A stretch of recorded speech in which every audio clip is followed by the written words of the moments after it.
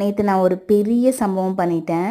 என்னென்னா வீட்டில் சும்மா இருந்தால் டிவி பார்க்கலாம், இல்லை ரெஸ்ட் எடுக்கலாம், அப்படி பண்ணியிருக்கலாம்ல. நான் என்ன பண்ணேன், பாப்பாவுக்கு பிஸ்கெட் பண்ணி வைக்கலான்னு சொல்லிட்டு ஒரு நல்ல எண்ணத்தில் பிஸ்கெட் பண்ண ஸ்டார்ட் பண்ணேன். ஆரம்பம் என்னவோ சூப்பராக தான் போச்சு.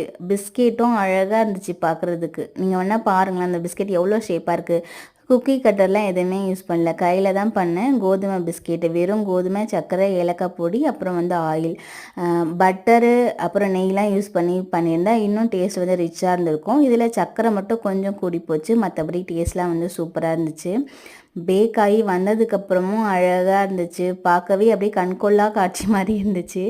இதுக்கப்புறம் தான் ஒரு பெரிய சம்பவம் பண்ணேன். என்னென்னா, நான் ஃபஸ்ட்டு பேட்ச் வந்து இந்த ட்ரே ஃபுல்லாக வச்சுட்டேன்னா, அதுக்கப்புறம் ஒரு 9-10 பிஸ்கெட் பண்ணுற அளவுக்கு மாவு இருந்துச்சு. சரி, இதை வந்து குட்டி ட்ரேயில் வந்து மாற்றிட்டு இந்த ஒயர் ரேக் இருக்கும் இல்லையா, அதில் வச்சு பேக் பண்ண நானும் வச்சுட்டேன்.